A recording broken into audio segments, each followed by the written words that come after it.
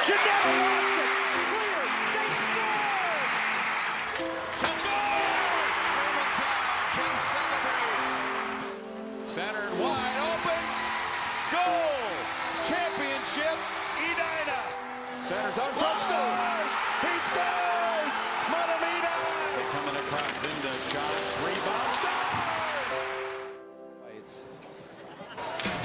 Day one of the state hockey tournament saw some incredible individual and team efforts. This is freshman Bo Schmidt helping lead the defending state champ St. Cloud Cathedral Crusaders past Matamidi in the tournament opener.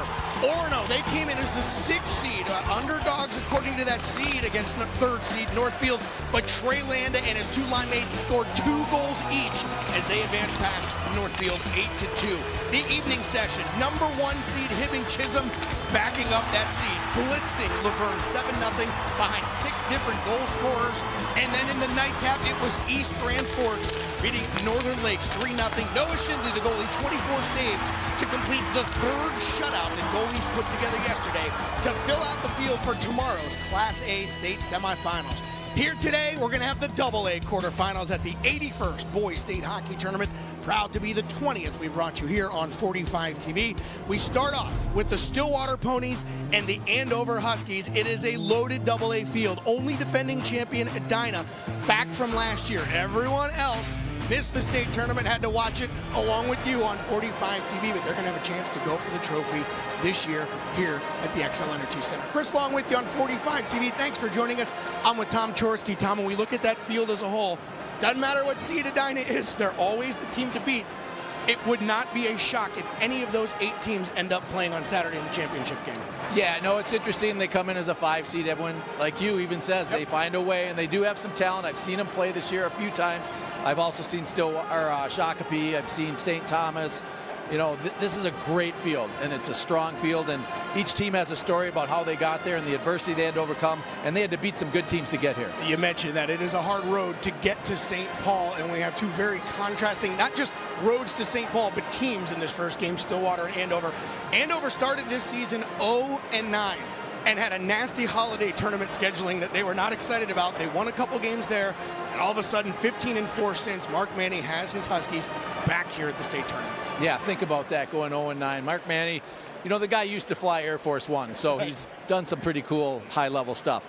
But he got this group, you know, turned around, and it wasn't easy, but they have such a deep tradition at Andover in the recent years, and they've been here a lot, so he was able to find their footing and get them back to the tournament, which is really a tribute to the work that the kids did and what he did. Stillwater comes in 24-4, but make no mistake, their road was not that easy either. Going into Friday night, we had 2 spots left in the state tournament. In the last 2 section finals, Stillwater went double overtime against state #1 ranked Hill Murray. Matthew Volkman finishing off a hat trick with the game-winning goal in double overtime. The kind of win that can spark you to big things at state. That same night, almost simultaneously at Braemar Arena, St. Thomas Academy got past Creek-Durham Hall. Will Doshin also in double overtime. And we'll see both those teams today, Stillwater and St. Thomas Academy. And Tom, here come the Ponies. They are an offensive juggernaut. Their top 6 all 44 points or more. This is a team that can put up big numbers. Yeah, up front, those numbers are tremendous. It shows a lot of depth.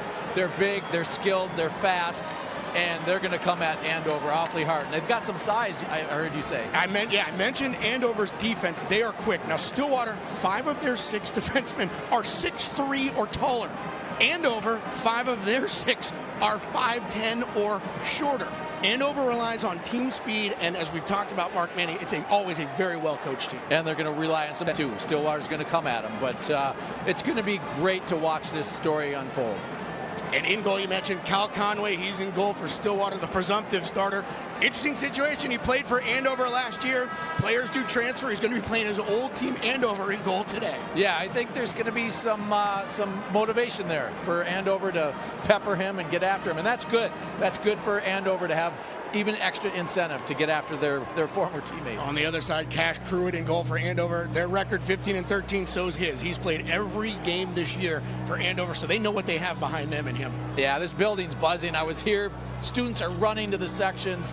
There's twice as many employees that are ready to take on this game, and you can hear the music starting up. It's electric. It's filling up. There will be 19,000 fans in here watching these games today. Before we send it up to Jim Erickson and Ben Clymer, let's get it started. The Ponies and the Huskies. Let's meet them with public address announcer Dave Wright.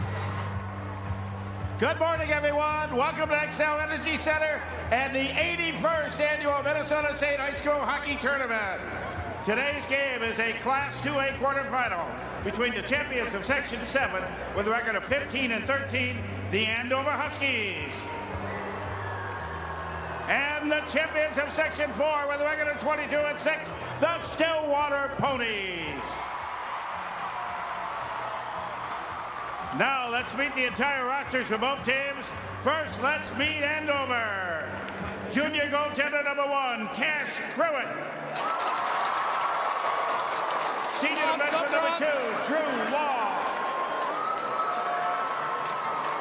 Junior defenseman number 4, Owen Luckman.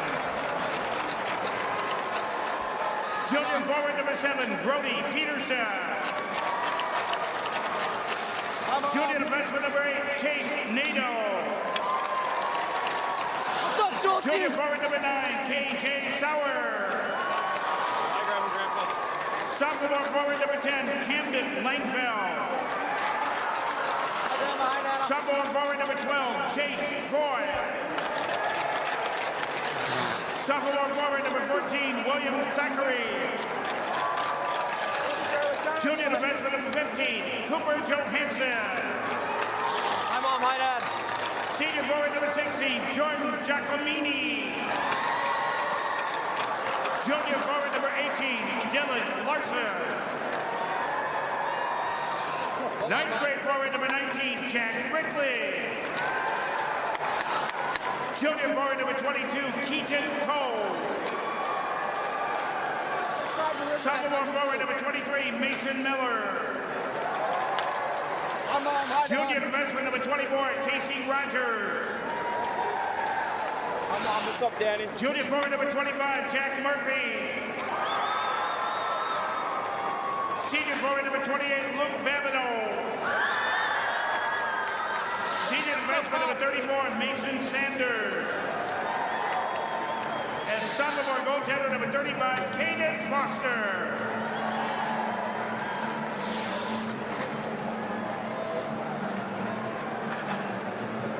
The assistant coaches, Cal Dukowski, Jordan Leopold, Nick Manny, and Ryan Olson. Head coach, Mark Manny, the Andover Huskies. Now, let's meet Stillwater. Senior goaltender number 1, Cal Conway. Senior defenseman number 2, Alexander Elke. Senior forward number 3, Trey Cronenberg. Junior defenseman number 4, Jonas Cone. Junior defenseman number 5, Callan Grills. Senior forward number 8, Rylan Lord. Senior defenseman number 9, Connor McGlynn. Senior forward number 10, Carson Kingbay. Senior forward number 11, Brody Dustin. Junior forward number 12, Luca Frasconi. Senior defenseman number 14, John Karkaloff. Sophomore forward number 15, Luca Jarvis. Junior forward number 16, Wyatt Wells. Senior forward number 17, Lucas Myers.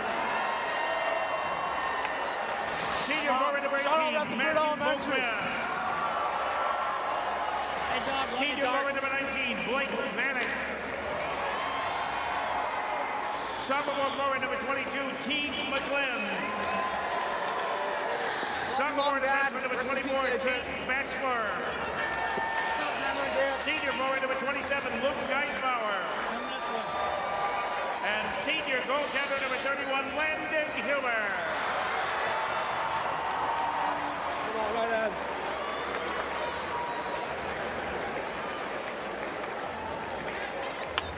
The assistant coaches are Thomas Vanek and Cale Arhart. Head coach Greg Zanin, the Stillwater Ponies. Here are the officials assigned to today's game. On the lines, it's Eric Fryman of Apple Valley, Matthew Heck of Greenfield. Your referees are Tim Likes of Hastings and Clayton Smith of Osseo. And now, ladies and gentlemen, we ask you all please stand, remove your hats and face the flag, and join the Andover band under the direction of Blake Peterson as they lead us in our national anthem.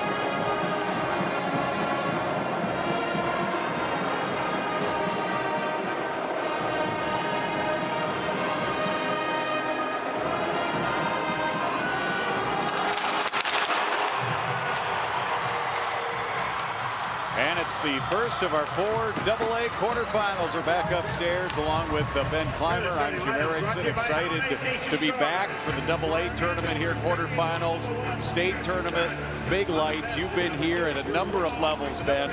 What's it like and how do you handle all of that? Well, the chaos and the excitement is so great. There's a quote in the movie For the Love of the Game when Kevin Costner was the pitcher, he'd say, clear the mechanism.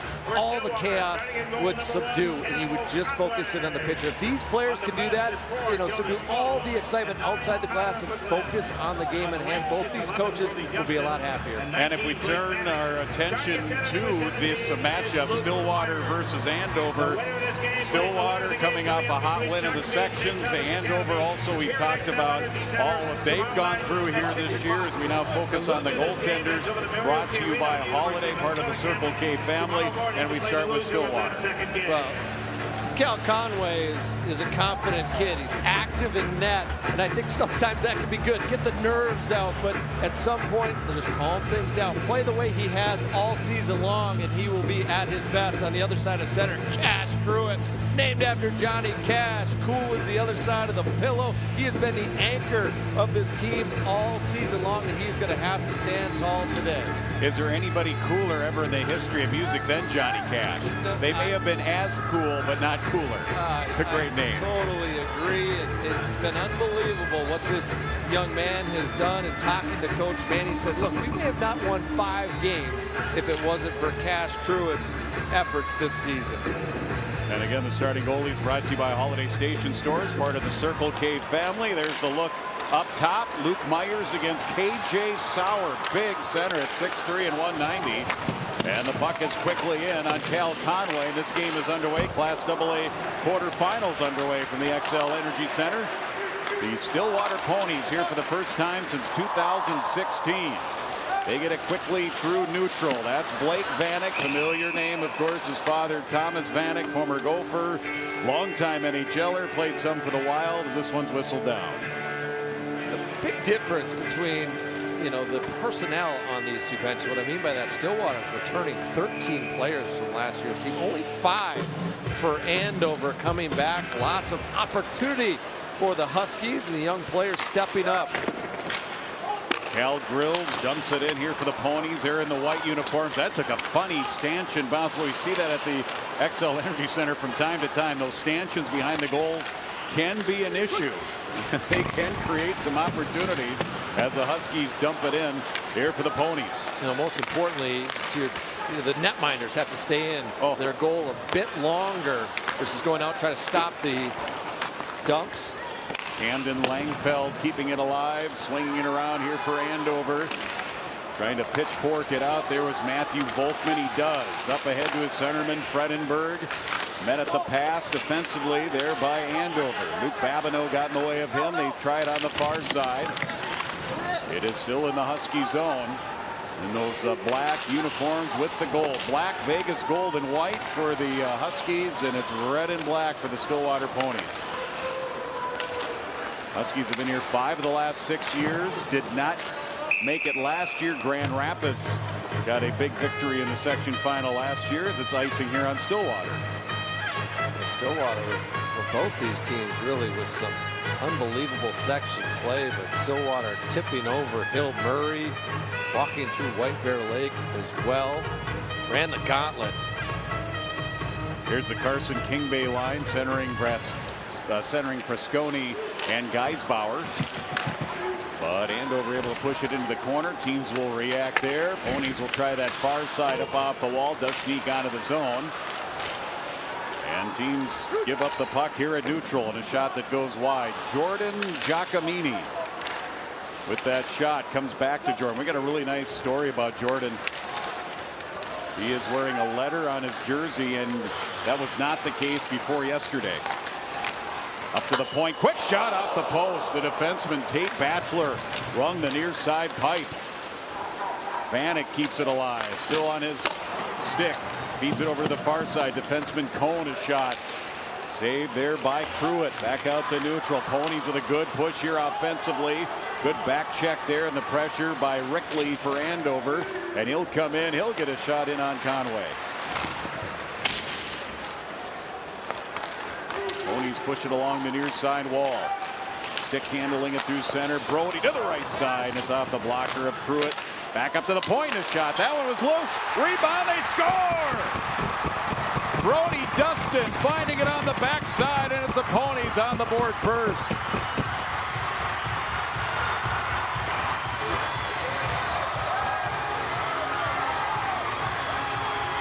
Well, after a slow start, the Ponies, they started riding, creating offense through transition in the neutral zone. Brody Dustin ultimately will net this goal, but it starts with a neat cross and drop in the neutral zone that causes a bit of chaos. That creates the rebound that he is able to capitalize on for his 31st goal of the year. A consistent performer all season long. Something we saw yesterday as well. Rebounds, get to that net, have an active stick ready to collect. And the Ponies are on the board. Bar down for Brody Dustin with 3 hat tricks on the season. You mentioned, Ben, his 31st of the season. He leads the team in goal scoring, 31. Volkman is 26. But Dustin adding to his total. And it's 1-0 Stillwater here in the opening 3 minutes. And he's got the puck right back on his stick. Comes across the line. Tries backdoor to Luke Myers. His top line for Stillwater. Combining for 155 points. Vanek, Myers, and Dustin. All seniors.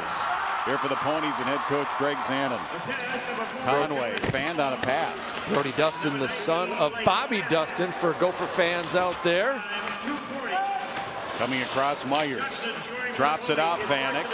Shot gets blocked. One thing about Andover, we talk about the 0-9, they're not going to get too bothered by being down here. They've been resilient all season long.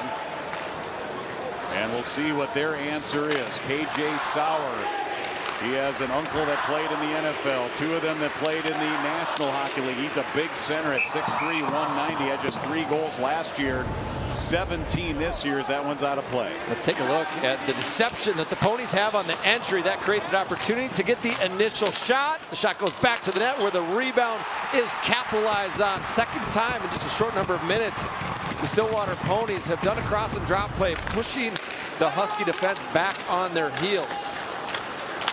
Andover 15, 13-0 coming in.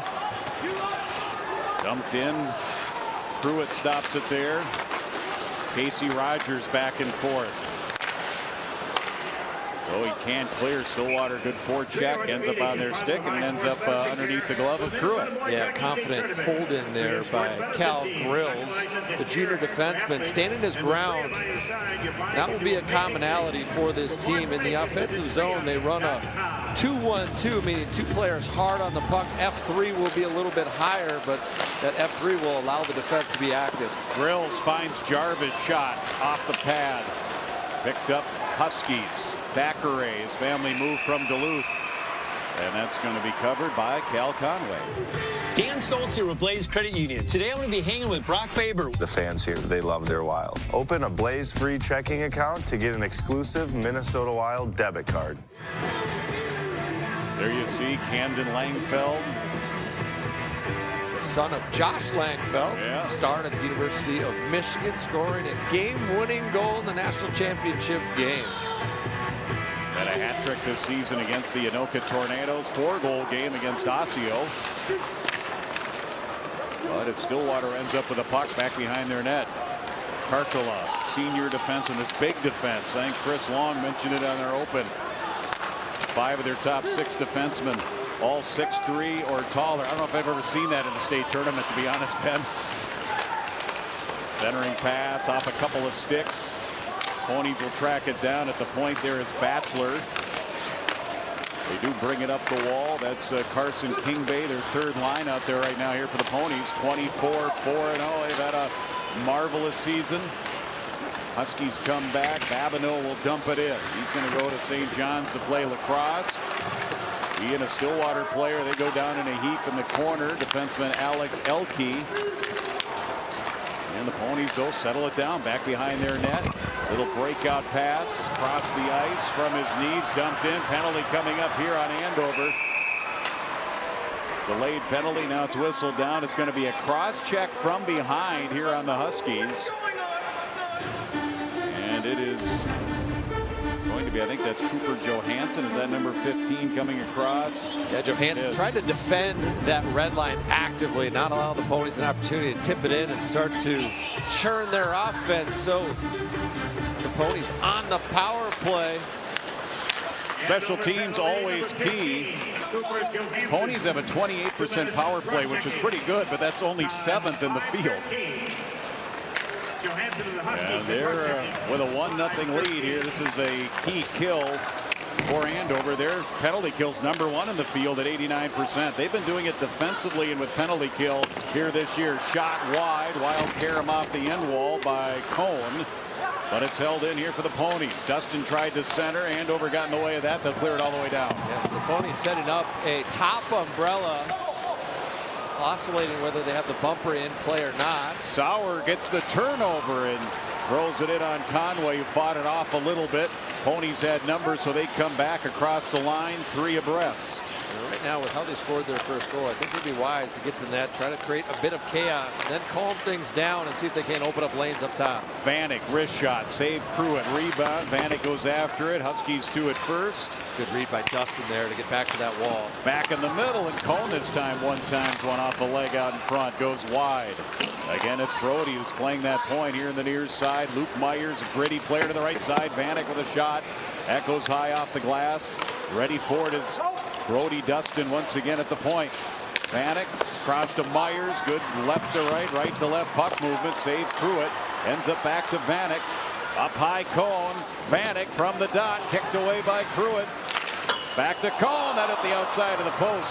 And it leaves the zone. The post cleared the puck. Yeah. Huskies having a hard time getting touch of the puck to be able to get it 200 feet. The Ponies collecting rebounds and continuing their power play. Final seconds here of the power play, and Camden Langfeld, nice job there. Just get the puck on net, force a whistle, get a face-off in their offensive zone. And tremendous puck movement shown by the Ponies.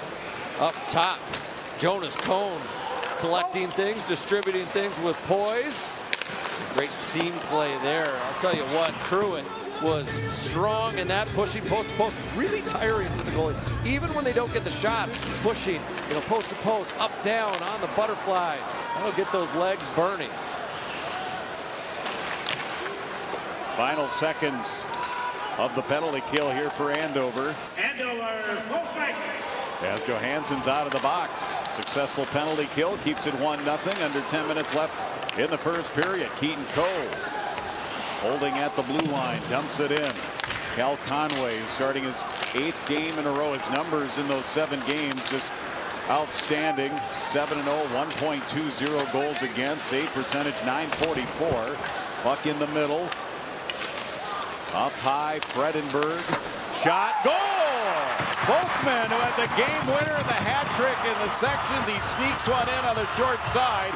Another one sounded like off the bar and down. 2-0 Ponies.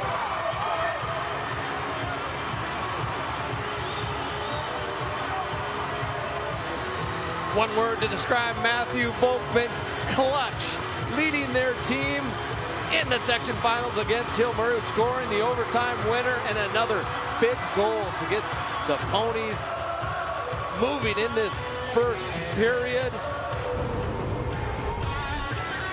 Right from the zone entry, they regain control after a high rebound and finds a soft area right there. Clutch read, and what a distribution there into that by Fredenberg, recognizing that Volkman was available and a quick release. Love that he doesn't stick handle in particular there. Too many times you see young players stick handle that allows the goaltender an opportunity to set up. Not Volkman there. Cradles and fires for the second. That was back bar and down. Volkman is 27th of the season. Fredenberg getting the assist. And heard a interview with Volkman after the game winner in the section finals. Andover sets it up here. Johansson holds it in. Last time Stillwater was here, they beat also Hill Murray in overtime. It was Noah Cates with the spinorama goal. I think we all remember that. Volkman talked about being in the crowd that night as a youngster at Aldrich Arena and seeing that. And then, you know, that was what, 2016? How about 9 years later, here he is doing the same thing pretty much. Well, and 9 years later, look where Noah Cates is in the National Hockey League for the Philadelphia Flyers. Success on this side of ice, a great indication of future success. Babineau feeds it to Langfeld. Andover could really use an answer here. 8.5 left to go in the first period. In is Dustin. His shot into the corner. Vanek after the rebound. Vanek gets the return there from Dustin. Looked to wrap it around out in front of a centering pass. Held in McGlynn as he came down on the wing. Owns at the near wing. This is Myers. Shot through, block, came back, still loose into the corner. Trying to clear it out there is Casey Rogers, but he can't. Ends up back low, centering quick backhand pass by Dustin. Up to the point, Cone. Cone wrist shot through it the save. Rebound behind the net again, Rogers. Wow. Terrific vision there by Cone on the point, waiting for just a second before he shot that puck in to make sure it wasn't blocked and that there was a Pony player up front to provide some goal support. Ponies continue to apply the heat. Their shots advantage 8-4. Andover, Brody Peterson.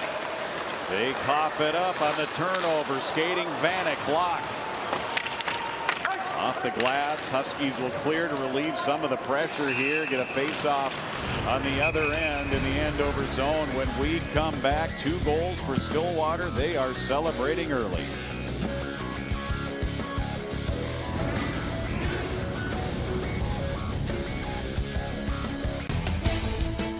The tournaments on 45 TV are brought to you by Ugly Deck. Make your life beautiful with a new deck. Install or DIY. Go to uglydeck.com. Beauty, eh? Back here along with Ben Clymer, I'm Jim Erickson. Media timeout. Only one media timeout. Mentioned this yesterday in the Class A once or twice. We'll mention it once or twice here. That is a development. A few years ago it was 3. We were down to 2 for a few years and now down to 1 per period. Just really allowed some teams, as we have a power play coming up for the Huskies, that allowed some coaches to use the whistles, you know, very actively to load up the minutes on their top guys. Now you have to be a bit more diverse with how you play, as we see the infraction happen right there as Husky defender is upended, exiting their zone, and so the Huskies will get a huge power play. Expect a lot of motion in particular. Made mention of the fact the Huskies been 29% year to date. Something that's unique to the Ponies penalty kills, that they will push up ice and be aggressive on the offensive side of center on their penalty kill. They do have 10 shorthanded goals, so that gives you kind of an idea. Yeah, they've got good scoring skill on their penalty kill, and they can be aggressive. Andover's power play 29%. That's 6 in the field. There's their best shot of the game, saved by Conway. Kick back out to neutral. Just a terrific pass there. Finding a seam. Lutkin dumps it in. Big KJ Sauer out in front. And the shot just goes wide. Langfeld was camped out in front. It's cleared down by the Ponies. Pruitt will go out there to stop it. Was Frasconi.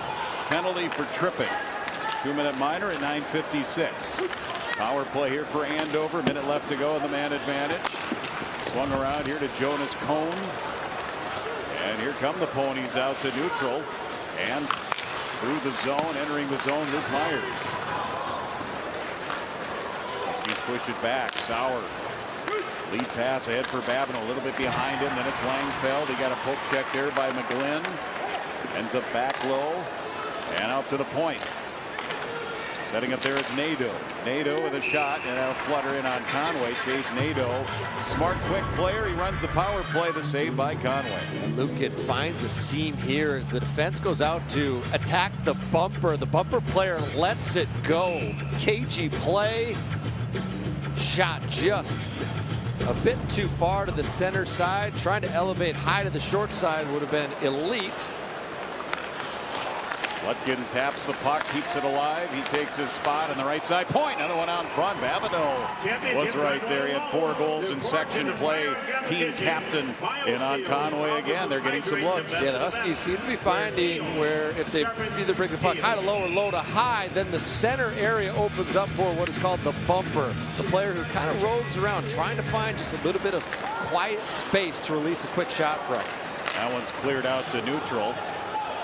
Final 20 seconds of the power play here for Andover. And you watch hockey at all levels. That whole bumper thing has really been a development that has come into the power play systems, hasn't it? Well, and the crazy thing is that player has such a hard job of being calm amongst a tornado of activity around them. A lot of poise required to be effective in that position. Penalty is expired. Frasconi out of the box. Stillwater back at full strength here. They've killed off the penalty. Good power play for Lutgren in particular. He had a lot of offense flowing off of his stick. And the Ponies back at full strength. Jonas Cone. Cross ice at neutral. Jarvis having a battle through a couple of Huskies. He's still able to clear it down. Dustin and Volkman, the 2 goals. 2-0 Ponies. Final 4.5 of the first period. First of our 4 games here today. Dancing in Dylan Larson. His sister Shelby was on the Andover girls team. They make regular trips for the state girls tournament, which was won in double overtime by Hill Murray just a couple of weeks ago. Ponies go back behind their net. Andover getting physical here in the offensive zone of the forecheck. Out to the point. Shot blocked. Ends up back onto the stick to Johansson. He has it intercepted in the middle.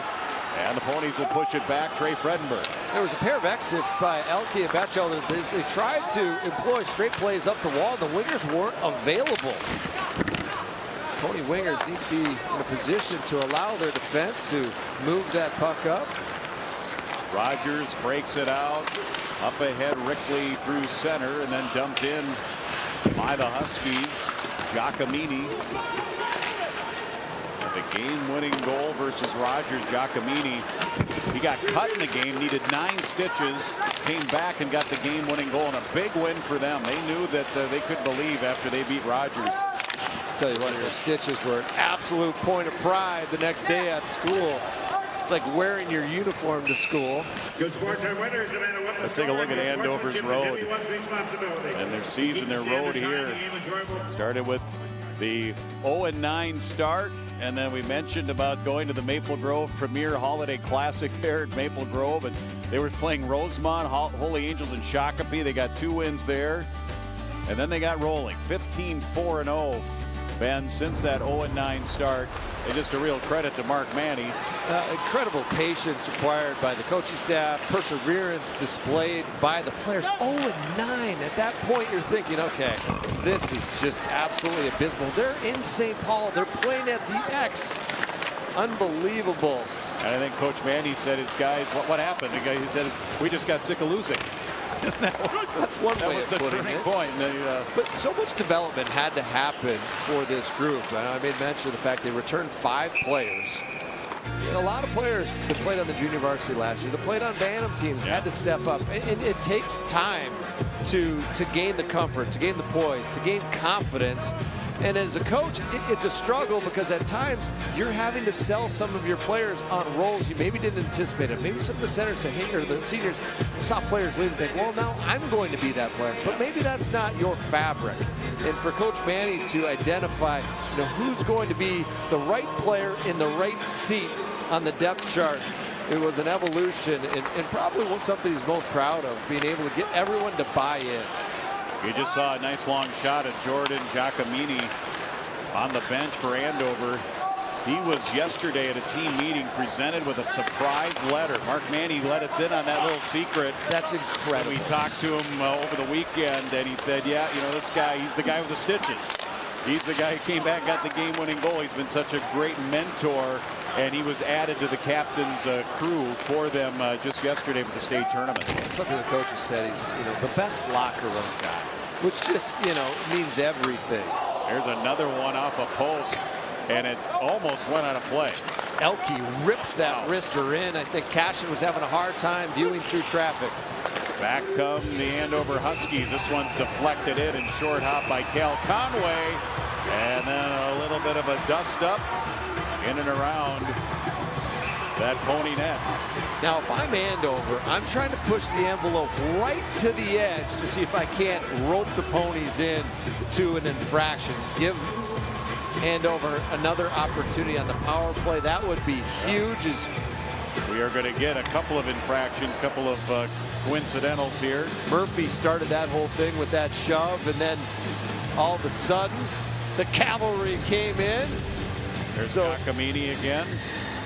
Coach Manny mentioned him. He played JV the last 2 years. This is his first year on varsity. So coming up from the JV, he probably wasn't even considered to wear an A here for the Huskies this year, and he earned it during the season. I mean, it's incredible hearing the coach talk about team first, a leader. He's thoughtful. I mean, things that we would like, somebody to say about our children, they are saying about this young man, and awesome for him to get rewarded. Murphy and Volkman go. A couple of matching roughing calls. We stay 5-on-5 here in high school hockey. As Casey Rogers carries it in, tried to center, it goes up the slot, picked off here by Stillwater. Already just a minute 20 left to go in this period. Shot save, Pruitt, juicy rebound. And the Huskies go back to recover. Casey Rogers bounces it back ahead, just past Jack Rickley.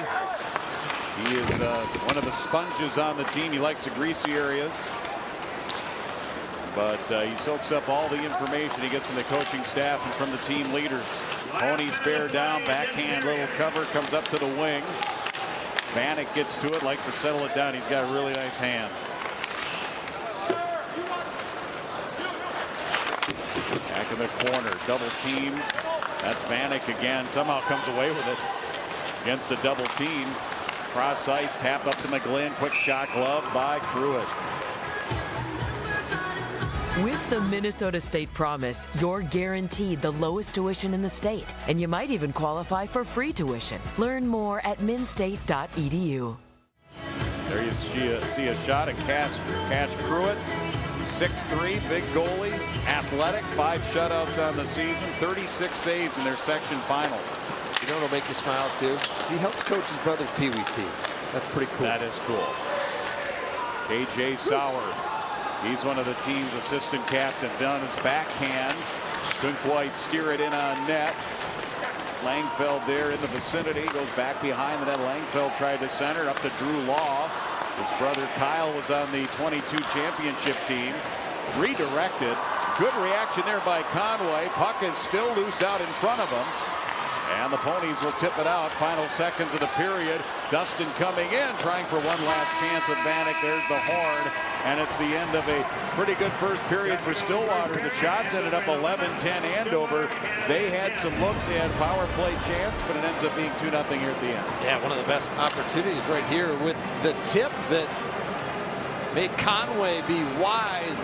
Great hand-eye coordination, deflecting that puck. Be careful of rebounds. Early on, Andover had the better of the play. Then all of a sudden, the Ponies started to settle in. And that was the difference. The Ponies, just so much experience returning 10-plus players playing together as a group since nearly Pee-wees. And wow, what a first period they had. All right, Chris Long and Tom Chorsky downstairs when we come back. 1 period in. Stillwater 2-0.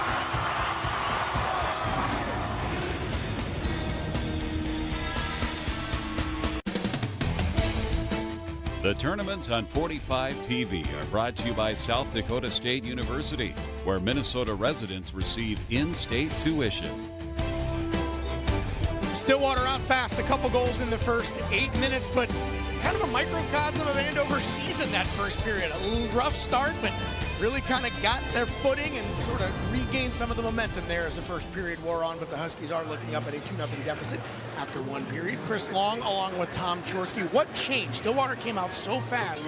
Andover did sort of stabilize. What changed? I think when they killed the penalty, I think that was huge for them to get through that. And you know, killing a penalty sometimes gives you a lot of momentum, a little bit of confidence against, as you mentioned, a big, strong, fast Stillwater team that had come out playing well and has so much firepower. How much of an adjustment is it once you're on the ice? These teams didn't play each other. They've watched all kinds of tape in the last 6 or 7 days since they knew who their opponent was going to be. But how much of an adjustment does it take to just get out there and see what the team's doing live? Yeah, I think it's staying focused and concentrated, and not getting caught up in the moment, right? If you're thinking about the magnitude of the event and what if this happens, what if that happens, but if you can stay focused on what your game plan is and what your system is, which I think Andover was able to do, again, that settles you down like, hey, we just got that done.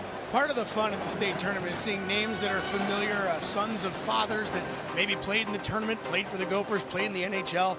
Got Blake Vanek playing for Stillwater. You may have heard of his father, Thomas. Fairly good hockey player. Good hockey player, and his son is a good hockey player. He's demonstrating that so far. On the other side, speaking of penalty killing and how good a job Andover did, and they blocked, I think, 5 or 6 shots. You know, Jordan Leopold, another guy, maybe you heard of him. He won a Hobie Baker. He won a national championship, played in the NHL. So some of the pedigree that we're seeing on the benches is remarkable. All right, we will continue our intermission festivities here. We'll get you some highlights, set you up for the second period. Stillwater, the 2 seed, leading 2-0 over Andover after the first period here in the AA quarterfinals.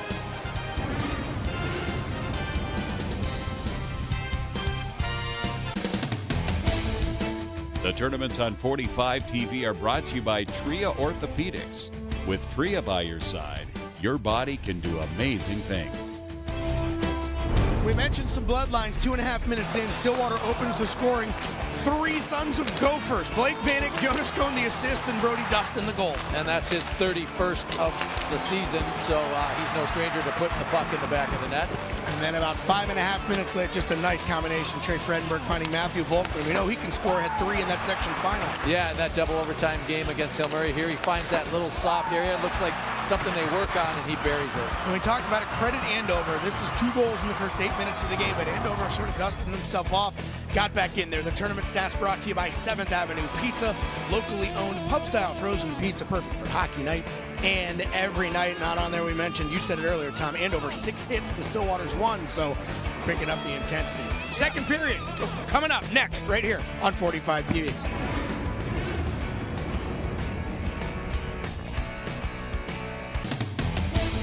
The tournaments on 45 TV are brought to you by the Canopy Group. Insurance made simple and easy. This time tomorrow, we'll be playing the Class A semifinal. St. Cloud Cathedral trying to repeat as state champs. And boy, this top line, Tom, they were unbelievable. John Hirschfeld, Joey Gillespie, and freshman Bo Schmidt, who had the goal of the day yesterday. Gillespie had a couple goals. This is a tough top line. These guys showed why they were the defending champs. Yeah, and there's going to be more of that to come, I think. Gillespie will keep getting open and scoring, and I think Hirschfeld has potential to do even more tomorrow than he did yesterday. A lot of Mr. Hockey finalists playing here, but John Hirschfeld, the only Mr. Hockey finalist on the Class A bracket. You see it here. Cathedral taking care of Matamidi. Orono beat Northfield. Hibbing Chisholm, they were very impressive last night. A lot of debate, as there always is, who should get what seed. Hibbing saying, oh, you don't think we should be the 1 seed? How about this? Yeah, and it's going to be great games tomorrow. Orono is playing at maybe the top of their game without Jackson Knight, and I thought all the teams were well coached, especially in the evening. St. Cloud Cathedral and Orono will be playing right now tomorrow, and then the second Class A semifinal will be Hibbing Chisholm East Grand Forks. We mentioned Thomas Vanek and all the former Gophers. There he is right there behind the bench on Stillwater, Tom. Yeah, he doesn't look too concerned. He's been in some high-pressure situations. Zanin also played for the Minnesota Wild, so these guys are no stranger to big games and 2-goal leads. Pedigree on both benches. Jim, Ben, second period. Let's roll. All right, thank you very much. There's Andover, the Huskies in the black, Stillwater in the whites, and we're underway. How often can you say you've got a pair of national championships, one on each bench? Jordan Leopold with the 2002, Vanek in 2003. Good quick shot there by Keaton Coe in the early going. Offensive zone faceoff for Andover. Andover had an opportunity to come back, collect their emotions that were starting to stir up a little bit in the back half of that first period. Taking a look at Jordan Leopold, one of the best that's ever come out of the state of hockey. What a great steady defenseman he was at Calgary. And they won. Minnesota Wild. They each won national championships, met back-to-back, but they were on opposite teams, Jordan right? was exiting his college career, and Thomas Vanek coming in as a young 18-year-old. I forget which one was here. Here's Sauer with a shot. It's off the blocker of Conway into the corner. Was it the first one or the second one? It runs. I can't remember. One of them was here. Such a long time ago. Hard to believe. More than 20 years. Yep. Now centering pass. Tipped by Coe again. Picked off. Here's a good start to the period here for Andover. Andover creating some traffic through the docks, meaning they're playing on the interior of the ice and turnovers. Nice job taking lanes away, and that's created this early buzz of offensive activity. And Rogers drops back. Casey Rogers, interesting story. They can't clear. Shot in on Pruitt into the corner. Battling his way forward, Fredenberg. What's really amazing about the Stillwater team, just the balance. Their top two lines. Their top line, 155 points. Line number 2, 145. Just the depth is absolutely gross. The envy of many coaches. Thackeray got stood up, still able to dump it in for Andover. Push the other way. Luka Jarvis up for Volkman. Squares up. Cross ice pass. Scores! Oh, you can see that one developing. Luka Jarvis makes it 3-0.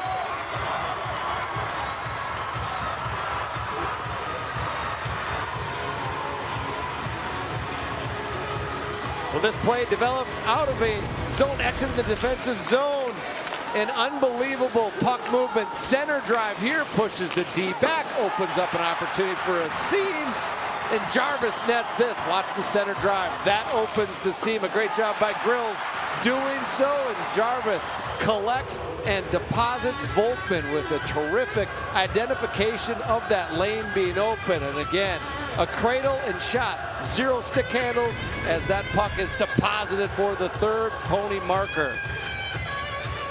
Luka Jarvis, Coach Zanin mentioned he's their sniper. 23rd goal of the season and a goal and assist in the section championship game. And Volkman with a nice cross-ice pass. Grills the other assist. Cal Grills made that play happen by pushing the defense back in. That allowed the seam to develop that Volkman was wise enough to be able to identify. Conway had to deal with a forechecker. Comes out to center. Dumped in by the Huskies. Grabbed by the Ponies. Back up out to neutral. Intercepted Dylan Larson here for Andover. Swept around. Giacomini. Huskies have tried to get physical here on the. It's tough to do in the defense for the defensemen. They're going back in their own zone. Are so big as Stillwater does. Here's a big guy, Sauer, coming back in his zone. Well, they're not only big, but they're experienced as well. 3 of the top 6 being seniors. They've been around the block a time or 2 in high school hockey. You're not going to rattle them as easy as you would, say, a younger sophomore. Mason Sanders back and forth along his end wall. Larson couldn't backhand it out. They throw it out in the middle, and a good look on interception by Brody Dustin. Ends up being knocked to the corner. Sauer back behind his net. Here comes Stillwater now with their forecheck, creating chances. Vanek comes away with it from behind the net, up to the point, shot through there, saved Pruitt. Myers was actually behind Pruitt there. Glenn just out of his reach, back out to neutral, over to Jonas Cohn. Quick transition for the Ponies, operating on a short rink, meaning they're not having to go all the way back in their defensive zone before they cue things back up for offense. Past champions brought to you by Summit Mortgage, your hometown lender, helping you successfully navigate the mortgage process for over 30 years. Look back at the champions, Edina Minnetonka, and yes, this very Andover Husky program. You know what you don't see there is repeat champion. Yeah, he's a lot of competition, diverse across the state of hockey. Edina trying to change that trend and get to be a repeat. It's just so hard to repeat. There were a couple of Minnetonkas. I'll give a nod to the Skippers.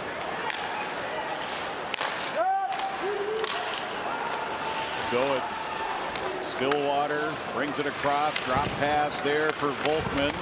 He gets hammered from behind by Babineau. Gets hammered, but you know what he doesn't do? He doesn't turn the puck over. He gets that puck down into a safe area where they can continue to create offense. That's exactly what they do. Volkman again. Mr. Clutch. 10-game point streak. 20 points in those 10 games. We're entering today. Up high, trying to find the soft area here. He's extended it to a 11-game point streak as he does have a goal and an assist here in this one. 3-0 Stillwater, 12.5 left. Fredenberg continues the offense here. He access now. Ponies have fresh players on the ice. It's a bad sign for the Huskies. Yeah, they are gassed.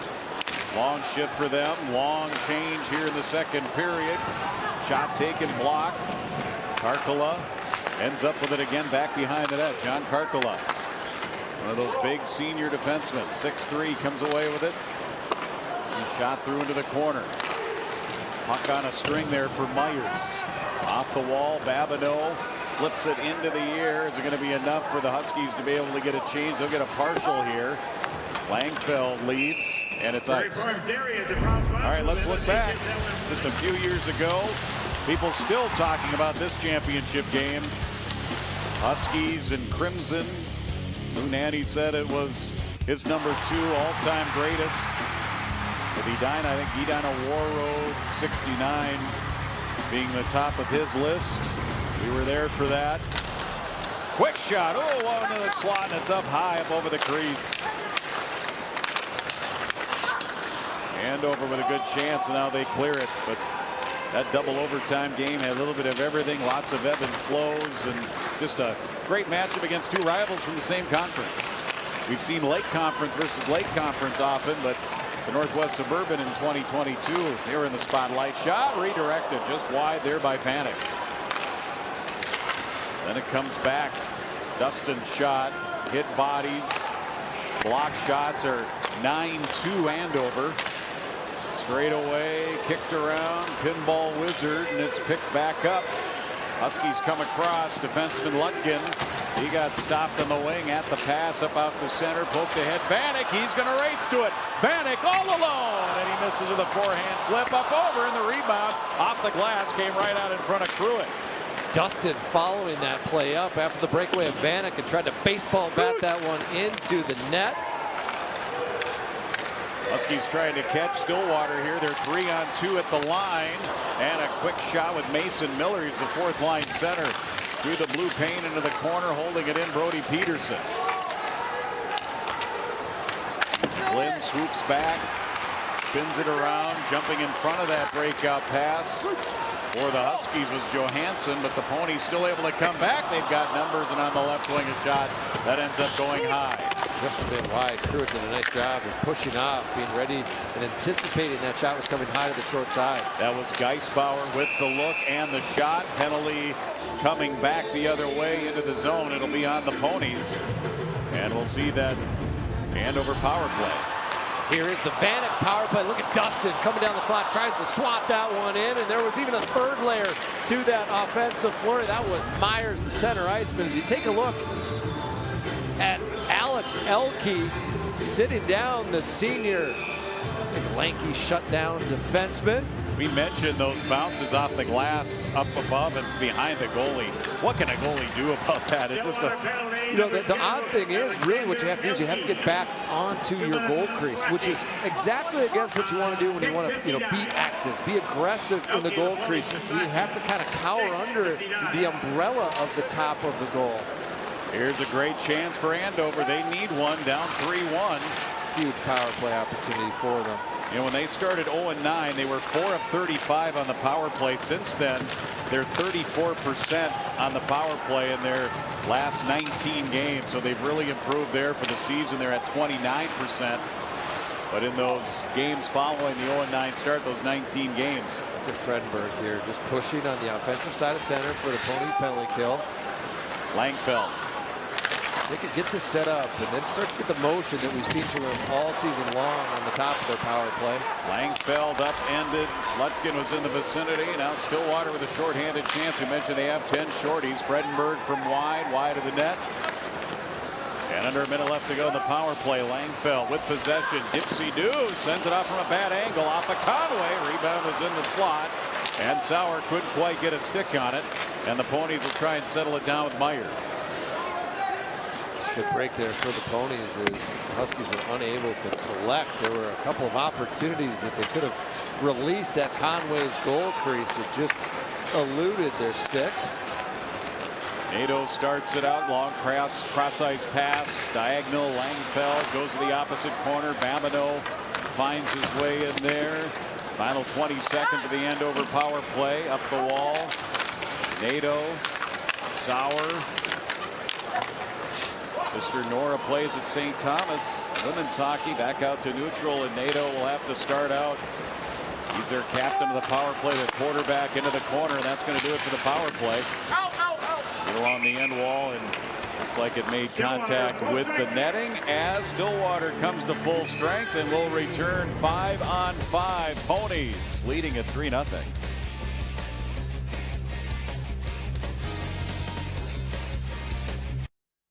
Hey everyone, it's time for the Xfinity Mobile Fan Cam. And it is our Fan Cam brought to you by Xfinity Mobile, a different kind of network designed to save you money. Let's go up to the rafters. Some of the best seats in the house up there. That steep angle of those rows. I wish the game felt as slow as sometimes it can look up there. Just so easy. Oh, okay, move it over here, move it over there. Great to see the kids get a day off for school, come down, support their friends. Ponies in a sea of red. Traveling this morning to the 11 o'clock game, much easier than yesterday. And fitting though we had that much snow yesterday. Yeah, we need a tournament snowstorm. It's been a while. Deal here in downtown St. Paul. And of course other tournaments take claim to those snowstorms. If there's one during the boys basketball tournament, well, that's a boys basketball snowstorm, or girls basketball, or wrestling. Any of the outdoor games that happen across the different levels, high school, college, and even pro. Langfeld in a 3-0 game. In and out, back in, offside here on the Andover Huskies. These teams, just a little note, they do not play very often. I look back, the last time Stillwater and Andover played in boys hockey was the quarterfinals of the Schwann's Cup.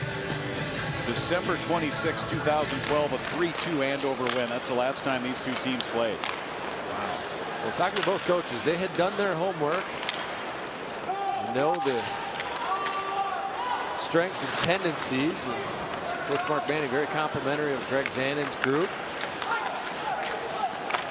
Drew Law in there along his own end wall, comes up to the line. Can the Huskies get motoring the other way? Langfeld and Babineau couldn't quite develop there, and instead it's Myers along with Dustin. Myers walks in, goes to the backhand, denied by Pruitt.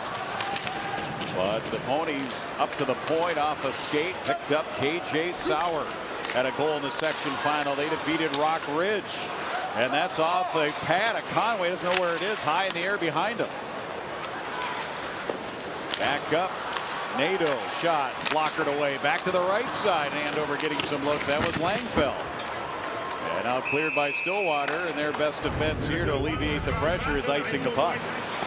Great transition by Cone to get this puck up to the Stillwater forwards, and then all of a sudden Myers presses along the goal line, tries to challenge on the far side, or the near side, excuse me. Great open up one-timer that Conway had to be sharp on the Huskies with their best flurry of activity since the early going in the first period. Shots continue to stay tight despite at times feeling like the Ponies were tipping the ice. Giacomini against Fredenberg off the draw. Huskies end up with it. Larson shot from the high slot, knocked the other way, and the Ponies come across the line. Fredenberg to the net. Pruitt with a save. After the rebound, Jarvis. Jarvis is one of the 3 goals. He has the most recent one that made it 3-0, and this one will roll in, and it's caught by Pruitt. Volkman just quick little hands, tries to test the 5-hole, I believe. As he picks it up. Yeah, the wickets were open there for a second, but Cash Pruitt seals them back up, keeps this game 3-goal differential. Look at that helmet. Johnny Cash and just straight Cash homie. He's got it right on his mask. It's fabulous. Almost like the $1 Million Man, Ted DiBiase. Going back a little bit there, professional wrestling. But some of these masks these young men have now. Yeah, you like run out of things to put on them, but yet they, continue to come up with new themes and kind of some unbelievable. But you know what? I'm still partial with the plain old white mask.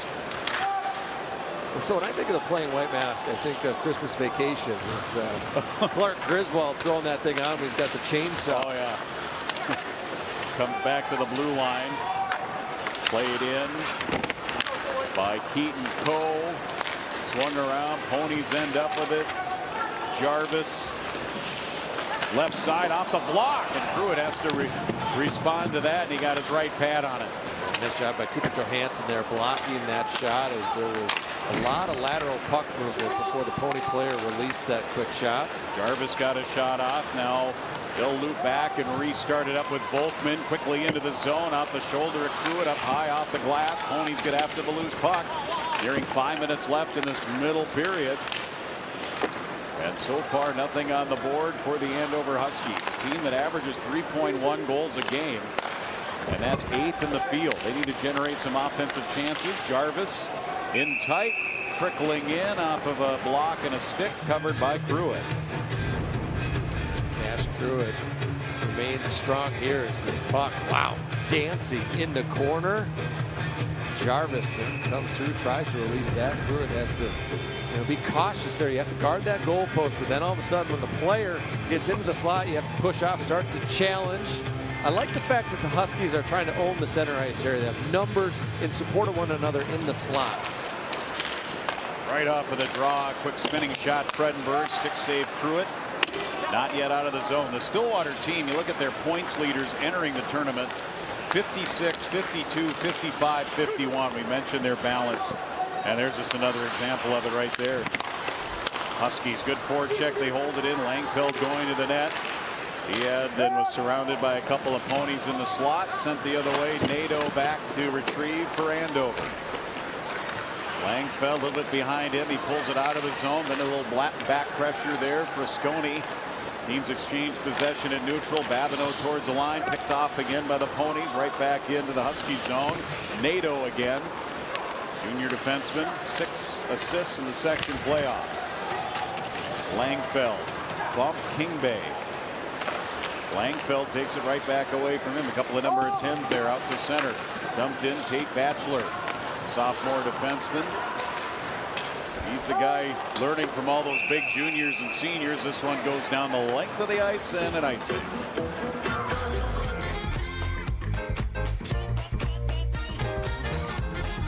With Tria by your side, your body can do amazing things. There you see Lutkin. There you see the Andover Huskies here for the 5th time in the last 6 years. They won 4 consecutive section championships. They've been in 8 section finals in a row. But here they're down 3-0, sneaking in. Bannock eye to eye with Pruitt there. Ends up off the glass. It was just, mano-y-mano. We had the gunslinger and then Pruitt just settling in, trying to remain poised, out challenging.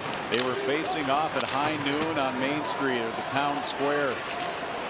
Back, kicked around, trying to keep that puck away as Rogers. It ends up in the slot. Out for Rogers. Rebound, scores! And the Ponies off a bit of a scramble, finding that loose puck, waiting for it, Luke Myers. He collects it and he deposits it. 4-0 Ponies. Well, Myers converts, but Brody Dustin and his engine creates this goal. Unbelievable hunger shown by the senior. Take a look at the initial shot released, comes right back to Myers. Dustin now behind the net. Pruitt doing everything he can, athletically diving through his blue paint area. There Dustin collects. What a pass. They're identifying in the slot, looking a layer deep there. Myers collects. Tough situation for Pruitt. Goes down, sets up on the first save, doesn't get there. He's doing everything he can to get to his right as that puck fortuitously bounces the Ponies' direction. And there you see the goal scorer, Luke Myers. His 17th of the season, 4 different goal scorers here for Stillwater in this game, and it was really key to see who would score that next goal when it's 3-0 Stillwater. Could have been 3-1 if it would have been Andover, but now Stillwater extends that lead here to 4 under 3 minutes left to go in the second period. A massive and a different tale as you head into the locker room. If this is how it ends for how each team deals with this. But, if there's a team in the state tournament that's best built to deal with more adversity, it would be hard to say it's not Andover, given how they've started, given, the number of players that didn't come back to pull their jersey over their head, and what this group has done all season long, fighting through. You made mention, didn't win their first game until the day after Christmas. Dustin got the assist on that Myers goal. He's been so impressive. He's just an absolute worker out there.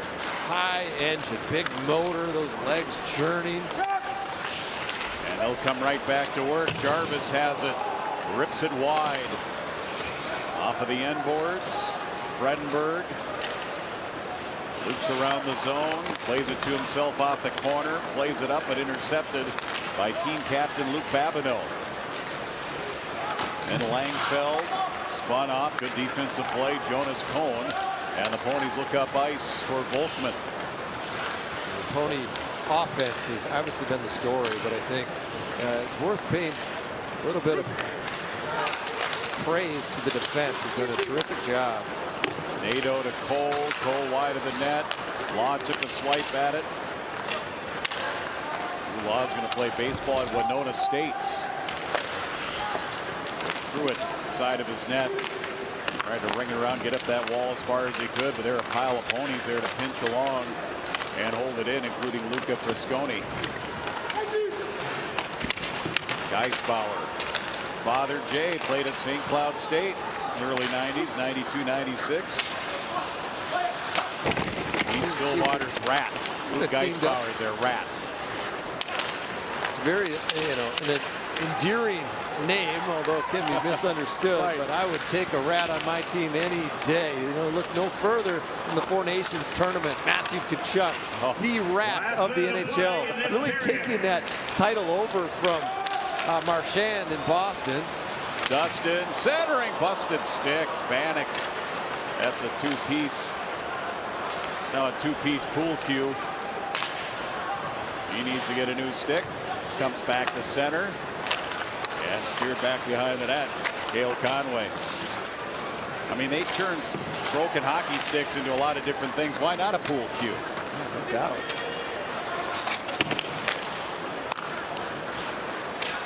Back up the Ponies. Final 25 seconds, 4-3 now here in this second period. In on Pruitt. He'll freeze play. Let's talk more about the Stillwater Ponies. Third appearance here at state. We mentioned 2016, made it to the semifinals, lost to Wayzata in the semis, and Wayzata, Pat O'Leary went on to the championship that year. Their other appearance was 2014. They lost to Edina in the quarterfinals that year. 2016, they beat Farmington in the quarterfinals. Farmington Tigers were here. Final 5 seconds. Up to the point. Lutkin right into the breadbasket of Cal Conway.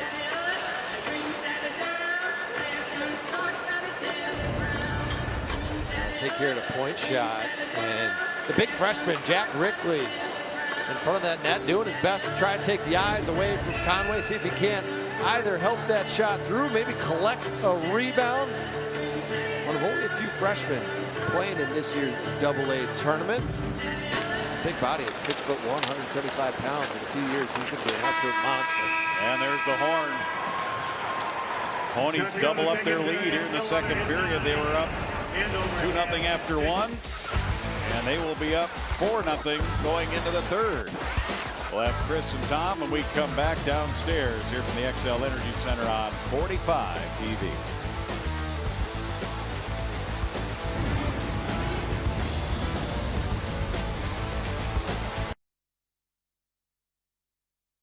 I'm joined by Dr. Rebecca Krill with Health Partners. Thanks for coming in. I'm hearing a lot these days about the link between teens' use of social media and depression. Well, while there's no doubt that there's a dramatic and devastating increase in youth mental health concerns, we can't say that social media is a direct cause of that. There are other factors at play, such as lack of engagement with our community and increased stressors in schools. What advice might you have for parents to help them navigate their child's use of social media? Hold off on giving them a smartphone for as long as possible. That then allows them to engage in some free play and creativity. Once they do get a smartphone, just put some guardrails around how they use it. Above all, focus on their mental wellness. So make sure they're getting enough sleep, eating right, lots of physical activity, and engaging with their community and friends. And above all, be an active and engaged listener. That then shows them that you're their biggest champion and advocate. Dr. Krill, thanks for your time and insight, and thanks, as always, to Health Partners.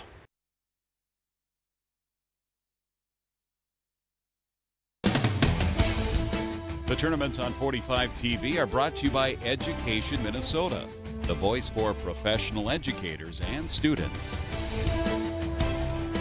Cal Conway's turned aside all 17 Andover shots, and his boys up front have converted a couple loose pucks and a couple beautiful passes to a 4-0 Stillwater lead over Andover here in the Class AA quarterfinals. Chris Long back here along with Tom Chorsky. It felt a lot like the first period where Stillwater really hit on their chances. Andover had a little bit of a surge, but Stillwater was able to hold it off. Yeah, I mean, they're hanging around Andover is a little bit. The shots are essentially equal, so they're not that far out of it, but Stillwater has the skill and the confidence to execute every time they have a chance. And Conway's been impressive back there. There's no panic back there. No, there's, Alex Daylock, another pro goalie who's teaching him how to play goalie. Talked about the loose pucks and the great passes. Well, there's a great pass. Luca Jarvis connecting from Matt Volkman. Yeah, like I said, skill and confidence, zone entry. They just executed a great play right there and ends up in the back of the net. And they're all over these loose pucks. They don't all go in, but, Luke Myers jumping right on this one in a perfect position to make good on this rebound. Yeah, Andover doing what they can to block shots, and the puck is just bouncing right back to their scores. But Stillwater, just those top two lines have been spectacular. Tournament stats brought to you by 7th Avenue Pizza, locally owned pub-style frozen pizza, perfect for hockey night and every night. Yep, as you said, shots are essentially equal. Andover is in the game, but the score sheet doesn't really reveal that at 4-0. So they've obviously got a steep hill to climb, but they're doing what they can. It sounds like a but if not for those two bouncing pucks, they'd be looking at 2-0, feeling a little bit better about things. But they've got some ground to make up, as you said, trailing 4-0, and they're honoring the players with the hairdos. I love it, Husky fans. That's nice.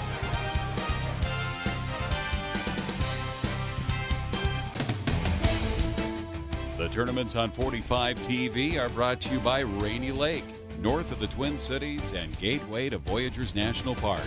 Plan your trip at rainylake.org.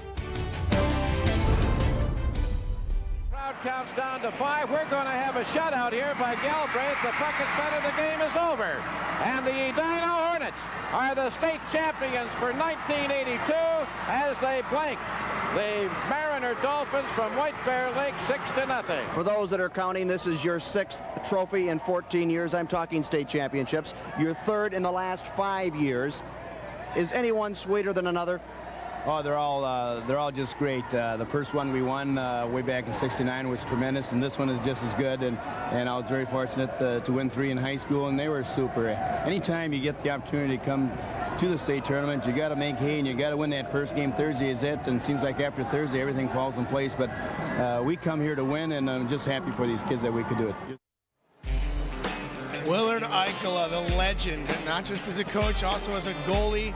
Didn't just coach in the state tourney, played in it, won it as a player, and then won it a lot as a coach. And we lost Coach Ike this year. If you know anything about high school hockey in this state, we could maybe talk about a Mount Rushmore of coaches in Minnesota high school hockey. I don't know if you can do that because it might just be one face, Willard Eichela. Well, he certainly was a legend and came from Eveleth, a hockey hotbed, obviously, and there he is with Howard Cosell when Howard Cosell did the state tournament.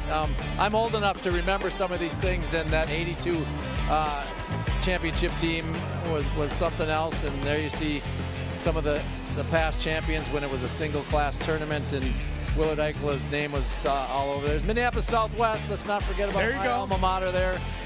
And we like to, and they love it. I know Edina fans, you love it when people take shots at Edina. They are the giant, et cetera, et cetera. But part of the reason the community is celebrating their 43rd state appearance this year is Willard Eichela. Absolutely, and there's a nice statue of him outside of Braemar Arena, and he'll forever be remembered. Certainly in the entire Minnesota hockey community. Yeah, you feel the presence, obviously, anytime you walk into Braemar Arena, you see that amazing statue out front, but state hockey fans know when they walk in here, his spirit is in here as well, not just with the Edina Hornets, but the entire state of hockey. Jim, Ben? Thank you, guys. Well said.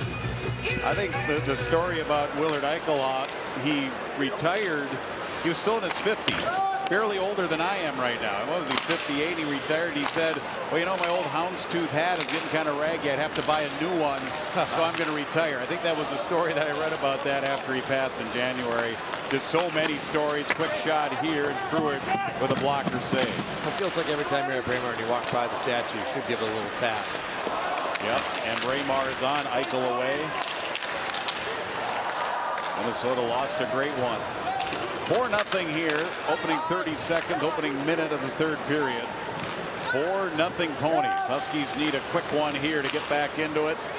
And the shot by Brody Peterson.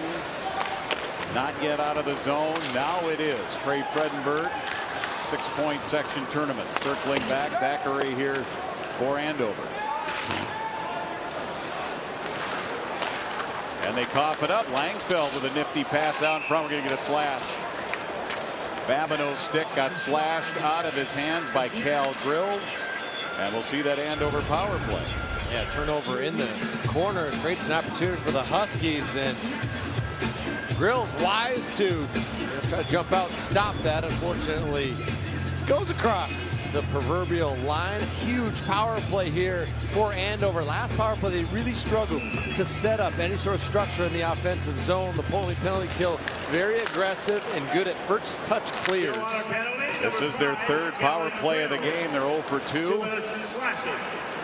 And the Ponies on their penalty kill. We mentioned they've scored 10 shorthanded goals. Get that puck into the offensive zone, shot through the crease, and they'll just calmly go back, take some time off of it, and then clear it down. I think for Andover, building speed off of this breakout, trying to push the Ponies back on their heels, and then pull up, abruptly pull up, and try to use the width of the rip. Back in low, Cash Pruitt will stop it, and Andover will have to go 200 feet the other way. With a minute 15 now left to go in that power play right now. Sauer. Wall corner. Langfeld. Sauer centers it right to Babineau. That was a well-designed play. Saved by Cal Conway. Nadeau, quarterback of the power play. Langfeld. Sauer. Nadeau calling for it. Gets it. Shoots it. Ends up tipping wide of the net and wide of Sauer. Both Myers and Dustin were in that shooting lane. Nadeau. Langfeld. Nadeau. Nato's been open for the one-timer, but hasn't received the pass on the money until this one right here. He's been having to collect it and then shoot it. That gives the Stillwater belly kill enough time to clog up those shooting lanes. Langfeld spins around, recollects the puck. Back to Nato, this time a wrist shot. And that got blocked. And feeling that is Brody Dustin. Got that one on the arm. Yeah, Nato was releasing that puck really to try to put Babineau in a position where he could either tip it or collect that rebound. Nifty move there by Lutkin. Final 15 seconds now wide. Rebound Langfeld. Back to Nato. Wanted to go back to Langfeld, but it was tipped out of the zone. Kingbay got a stick on it. Yeah, good active long stick by Kingbay, putting the defense in a difficult position. Final seconds as Langfeld comes across for Andover. Forced behind the net, up the wall, far side shot. Scramble. Down on the ice is Conway. And the puck ends up underneath them. We get a whistle, and we've had several whistles here around the Stillwater net here since about the second period. There have been some discussions and going on here after the whistle between the two teams. Yeah, Luke Babineau right in the thick of it, trying to create some traffic in front of Conway, see if he couldn't put himself in a position to deposit a rebound as he's in spinning. Then he pushes over the dominoes that all tip. That creates all sorts of frustration on behalf of the Ponies.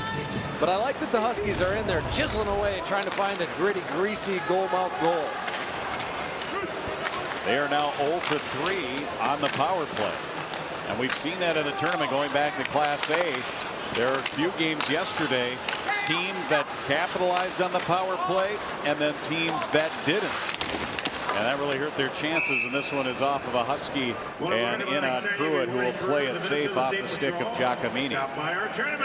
There's a couple of X factors when you come into state tournament play, and special teams are one of those things. As you look at a guy who knows a thing or two about capitalizing on the power play, Matthew Volkman heads back to the bench. He's been huge in this game, but discipline. You know, these coaches in every single locker room have to talk about it and address it, because staying out of that penalty box is paramount for your long-term success here in St. Paul. Huskies in their own end. Casey Rogers, who scored his first 2 career goals in his first ever career game. Then he went 47 games without a goal before he scored his 3rd career goal earlier this season. So a guy scores his first 2 goals in his first game ever. I think he's going to go on a heater and you have a 40-goal season, right? Sometimes this one's in across the line. It's offside. Whistle down. The Huskies do a good job there of gapping up, putting the Ponies in a difficult position. A look at Jonas Cohn, who's been physical in this game, stepped up, made his mark here, is not allowing the Huskies an opportunity to gain center. It takes a lot of confidence to be able to do that. If that puck is chipped behind you, it's a long skate back to your goal as you see the opposition with the puck on their stick about to create offense. Babineau goes cross ice. Good stick again by Stillwater, with Thackeray coming across on the opposite wing. Just never made it to him.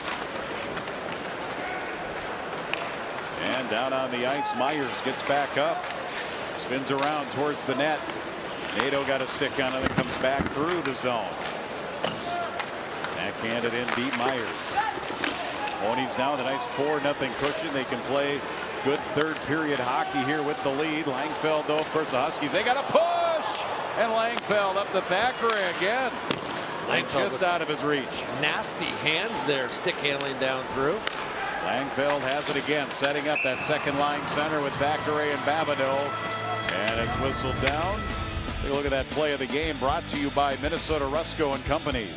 Unbelievable pass by Fredberg into Volkman. The vision, Sell shot there for a second. That makes the defense just retract deep enough to open up an opportunity for Volkman. An unbelievable connection for a pair of seniors who have been doing it for some time. Look at that shot. Placed perfectly high to the short side to get the Ponies rolling. Minnesota Rusco and Companies, they're your hometown remodelers. Here on 45 TV along with Ben Clymer. Jim Erickson here along with the ride. Day 2 of the state hockey tournament. 81st state tournament going back to 1945. 11:45 left. Bouncing puck comes out of that Pony zone. Teams battle in front of the benches. Jumping up ahead was Johansson. Cross ice feed out of the reach. Geisbauer trying to find it. Comes back to the pony line. Now it is Geisbauer. Gives it off on the right side. Nice drop pass. Geisbauer the shot. Pad save with the right pad. Pruitt able to kick it out of there. Rogers. His breakout to neutral. Didn't connect. That's something Huskies, they've kind of struggled with that in the neutral zone, haven't they, against what the Ponies have done coverage-wise. Just had such a difficult time making the Ponies go all the way back to their defensive zone. They've been effectively playing on a 120-foot rink, meaning they're stopping everything either at the red or even the far blue line and then turning their offense back. Another broken stick. That one busted at the hosel. And it's the Ponies coming back through the debris.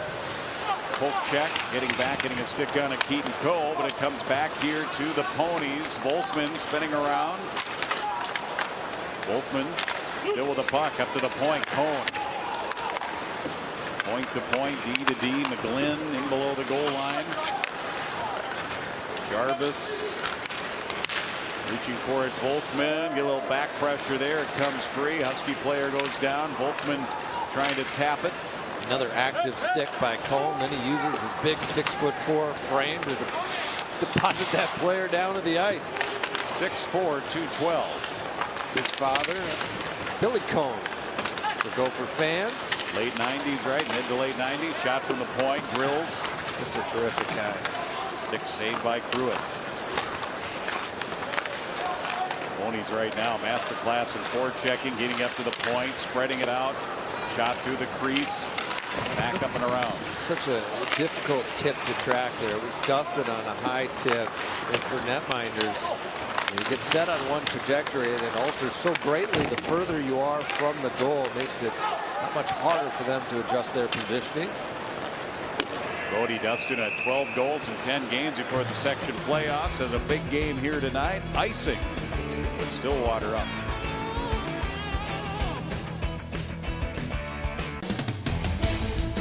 The tournaments on 45 TV are brought to you by Franzen Bank and Trust. Real people, real results. Well, there's your bracket. We're in game one. Following this one, Shakopee making their first ever AA appearance in the state boys hockey tournament. 20 years ago they were here. They were single A. Gives you an indication just how the suburbs in the area, the metro here, just in a couple of decades, how it's changed. How Rogers was single A and now double A, and you see these teams move up, and you see their systems and their youth programs all develop. Wherever you see it, you know, one of the big builders putting in 1,000 homes a year, just fast forward a couple of decades, right. And that's where you're going to see, you know, the state tournament in any sport, basketball, football, baseball, hockey, whatever it may be. It's a big numbers game, and it starts early with the youth program.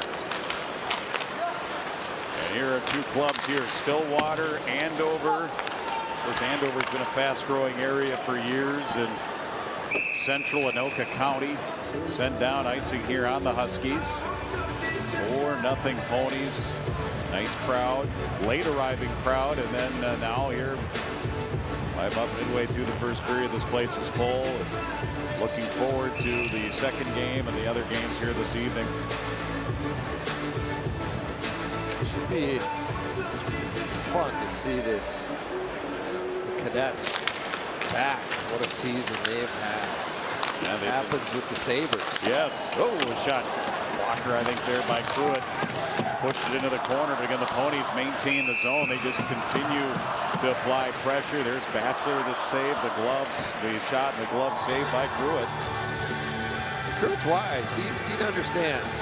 If there's an opportunity to slow things down, let's get a whistle. Let's make sure we've got great structure in our defensive zone. He's not going to play that puck unless he has an opportunity to provide, you know, additional transition, effectively playing as a third defense. Bouncing at neutral, cross ice. We passed the midway mark of this third period already. In a Class AA field with only one returning team, 7 of the 8 are teams that were not here. One team, Rogers, has never been here.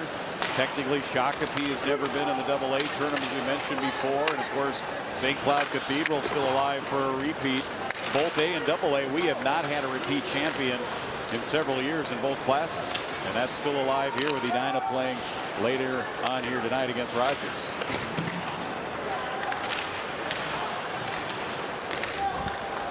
Huskies trying to forecheck their way here to a goal. Brody Peterson snuck it in on Cal Conway and the smother. Take a look at the save of the game. Conway does a great job of pushing from his right to his left when this one-timer opens up that has hammered his direction. Fights through traffic here while he's battling a Andover power play.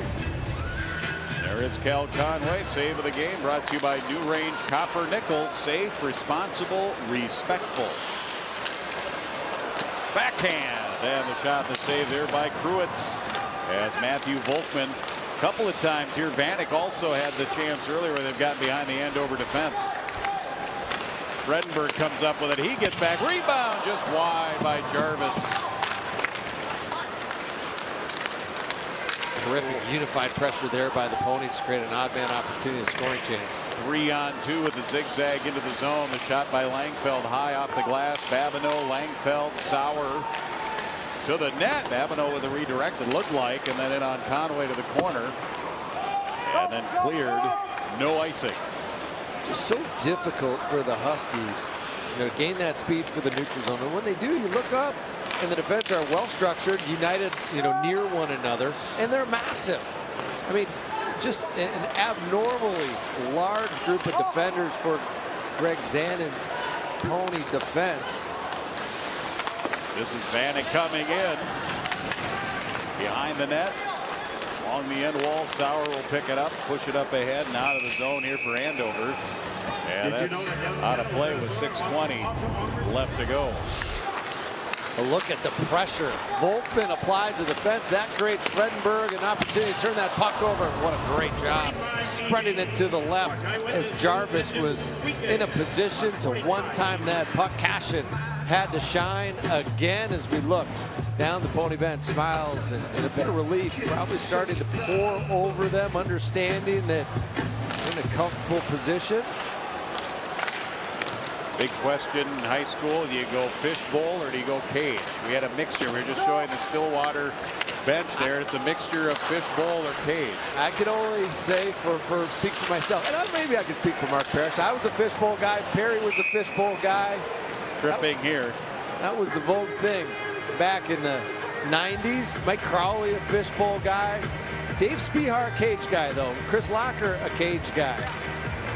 Penalty here on Andover.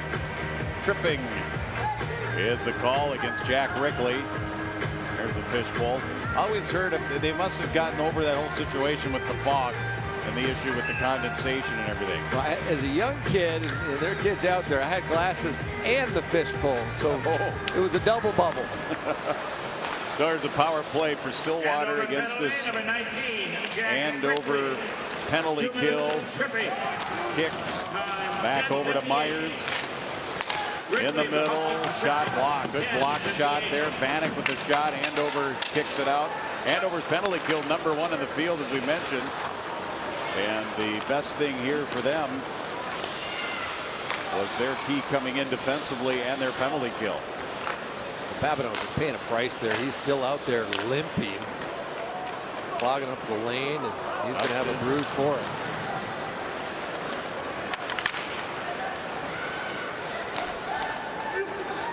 He's going to stay out on the ice. Yeah, now finally he'll go off, but I thought Andover might try to change up part of their penalty kill personnel. King Bay, Dustin shot, saved by Pruitt. Scramble for the rebound. They're jamming at it. Myers had his stick on it. Mentioned that Andover penalty kill. Coach Mark Manny credits St. Cloud State head coach Brett Larson helping them with their penalty kills. I mentioned before, coming in 89%, #1 in the field. And they've kept Stillwater off the board on the power play here, but it's been the 5-on-5 goals. Ponies have outplayed him 5-on-5. There's a shorthanded chance. Good steal by Sauer. And he was able to find Giacomini, who blasted it wide. And an icing here on the power play for Andover. We'll come back the other way. Oh, the whistle up. They're on the penalty kill, right? No icing. I thought I heard a whistle. Is there a whistle somewhere? Somewhere. Just not here. Instinctively. Okay. Yeah, it was somewhere. It's a long day. Somewhere in it. We're going to have a lot of opportunities. In the multiverse, there was a whistle. Jeff says he heard it in his earpiece. So Stillwater, and now Andover back at full strength. That'll go down. There it was. There's the icing, and the whistle will come back. Hey, let's flash back. I don't know if you're wearing the bubble or the cage. Going back to 96. Yeah, Sean Pagreba, Mike Lyons, Dave Spihar, Eric Maximenko. Unbelievable players. I'll tell you what, Eric Maximenko is one of the most talented youth players I had ever seen. Dave Spihar winning that in his state tournament journey. Actually, the cameraman had to ask me to smile, and I looked at him like, why? Why are we even taking a picture right now? I was more the Ricky Bobby. If you're not first, you're last. I didn't want to be there. It was right for me to head back to Bloomington. Your tie game was good, though. Thank you. I appreciate that. My mom would certainly, she'll take credit for that. What was that weekend like for you? Because, you're a Mr. Hockey finalist. Is it all a blur, or you have some memories that really stick out, obviously?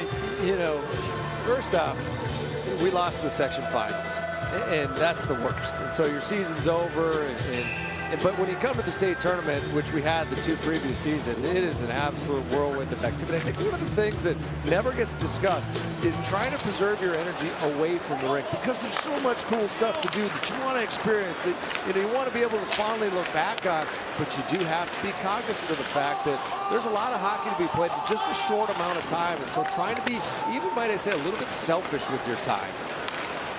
Well, the other thing is playing at the old St. Paul Civic Center back in those days. The one thing, and I've already got a couple of texts about it today, the clear boards. Yes. The coolest thing ever. Mentioned it yesterday. I mean, it just was so iconic. I understand the world we live in today. However, if there was just an opportunity, maybe a state tournament where we could bring those back, I think they would get rave reviews. People might be the happiest they've ever been. Well, even watch a movie like Grumpier Old Men, and it's playing in the background of some of the scenes. You just know right away what's on television. Just an unbelievable thing. And, a fun, kind of marker of where we were in time. Yeah, it was a unique facility, no doubt. Being somebody who called games there, the press box hung from the ceiling. You had to walk out on the catwalk. For a young broadcaster, that was somewhat intimidating. Not afraid of heights, but I don't know. It was quite the experience. Unique. It's hard to believe that it has transformed into now what is the XL Energy Center, and how beautiful and nice and comforting the facilities are now. 2 minutes left to go in the third period. Stillwater trying to advance to the semifinals. In their 3 state tournament year history, they did able to advance back in 2016. And appears they are going to definitely advance here and await the winner of St. Thomas Academy in Shakopee. That one will follow. Pushed by Jarvis, in close, through it, sliding to the right, makes the save, gets back behind. And Jarvis back again up to the point, drills wide and out. One thing I think for the kids at home is you're watching this game, you can hear the players communicate, and that's a sign, of a team that's got a lot of unity in it. Good steal, shot, score! Fredenberg picked the pocket of Casey Rogers, and he turns it into a goal. And Stillwater extends their lead here with 1:12 left.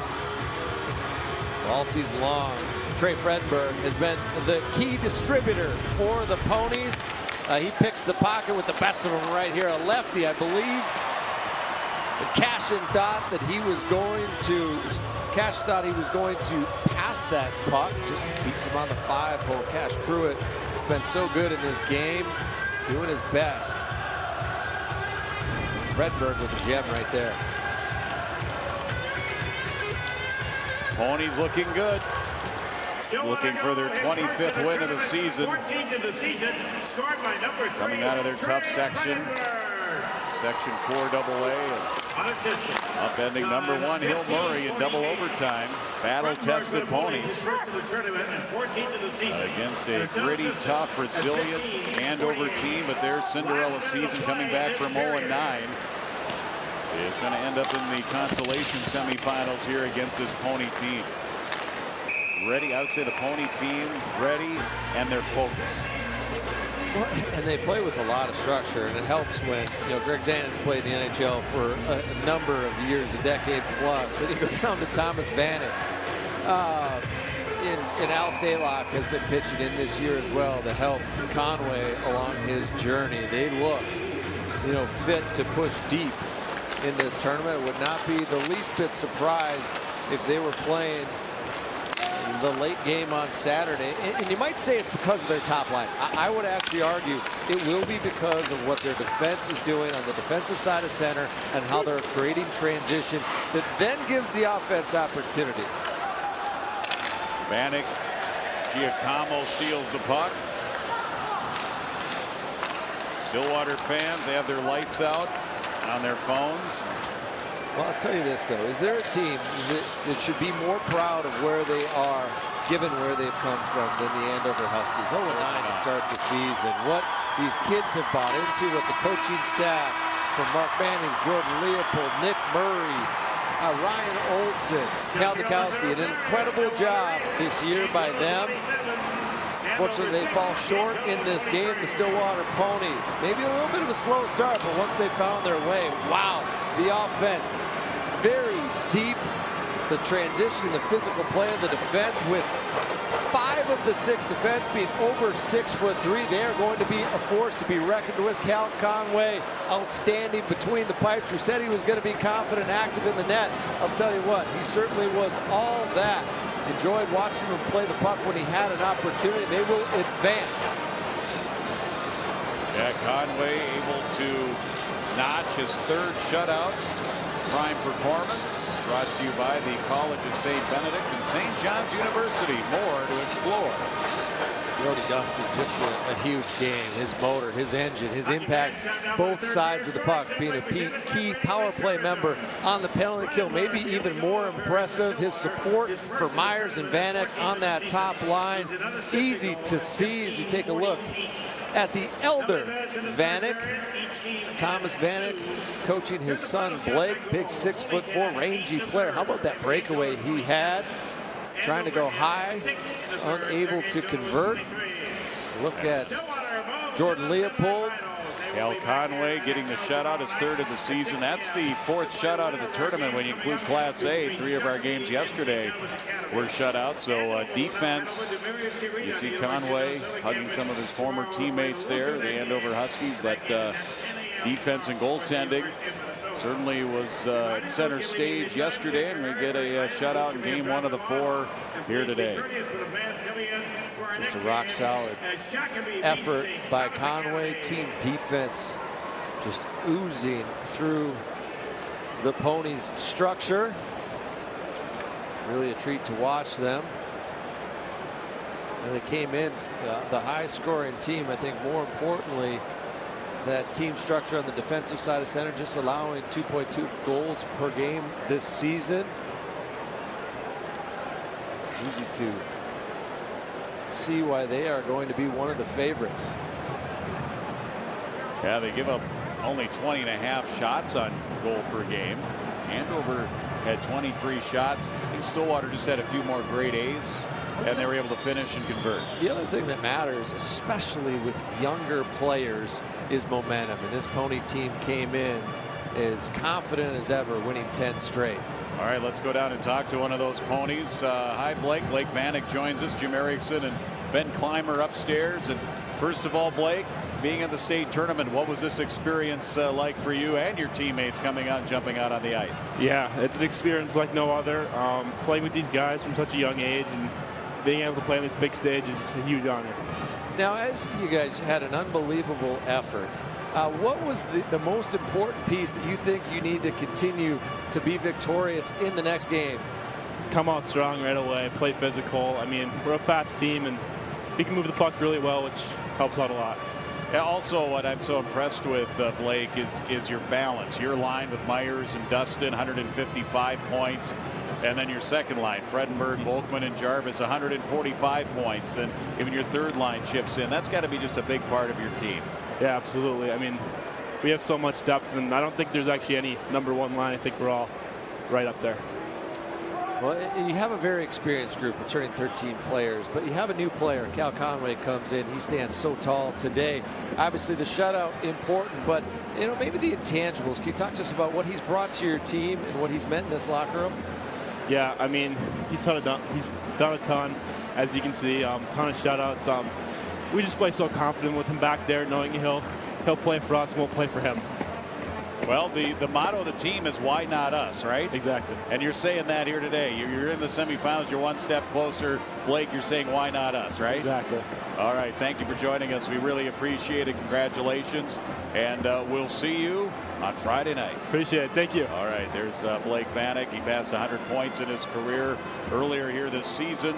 And part of this team that, for the Stillwater Ponies, gets back to the semifinals for the second time in their state tournament history, and we'll find out who they will play.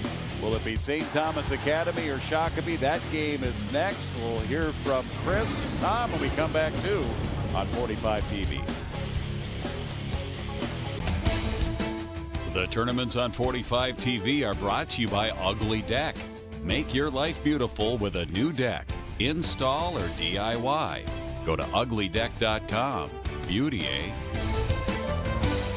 Back at state for the first time since 2016, Stillwater advances to the Class AA semifinals. A kind of clinical 5-0 win over the 7th seed Andover Huskies. Chris Long back with you here above the XL Energy Center, along with Tom Chorsky. Before the game, we said Stillwater can score from a lot of different people, and they have really good defense and goaltending.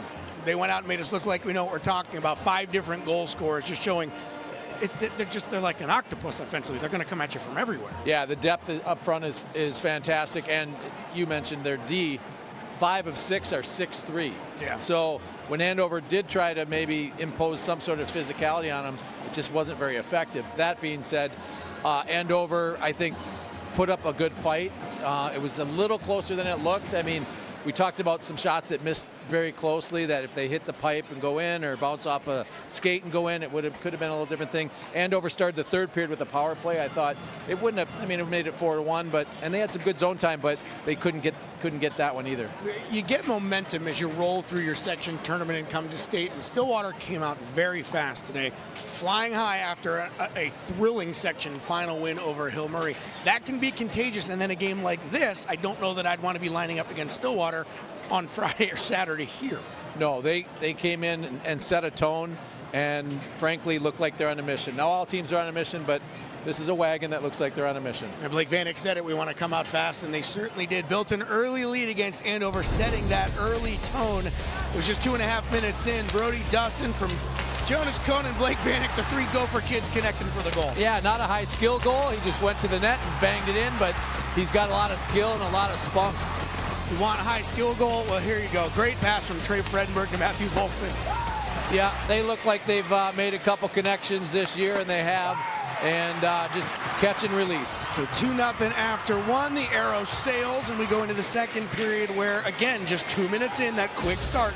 This time a great pass from Matt Volkman to Luka Jarvis. Oh, just like a clinic, right? Kick it out to the wing, drive the net, send it far side. Thank you very much. Yeah, a couple goals like that. We mentioned a couple off of rebounds. Luke Myers benefiting from this one. Yeah, this actually goes off. I mean, a block shot goes off his teammate, Andover teammate, right back to him, and has an empty net to shoot it into. Andover blocked 16 shots today, but you mentioned it when we were off camera. A lot of them went right back to Stillwater players for rebound goals, and then Fredenberg closes it out 5-hole. Yeah, he made a nice shot there. Great effort to steal the puck, too. 5 games so far at the state tournament. We've had 4 shutouts. Tip of the cap to the defenses and the goalies, Tom. Yeah, that's a good sign that teams are committed to that part of the rink, that D-zone coverage, and goaltending will win you championships. The tournament stats brought to you by 7th Avenue Pizza, locally owned pub-style frozen pizza, perfect for hockey night and every night. If there are any doubts about Stillwater, I think they kind of dispelled them. That is a very good Andover Huskies team that they held at arm's length all the way in a 5-0 victory. Yeah, and you know, Andover was doing their best to defend, but when they did, Stillwater would go from low to high, or you know, they would cycle down low, and they had their number whatever they needed to do. Stillwater is capable of doing that. Well, and you stop one and the other can beat you. We said it early in. 5 guys coming in with 16-plus goals. It's just when you've got so many different options to score from, it's tough to keep them down. So Stillwater advances. They'll play in the state semifinal tomorrow against the winner of our next game. 3-seed St. Thomas Academy, 6-seed Shakopee, their first time in the AA tournament. Get to that one after a short break here on 45 TV.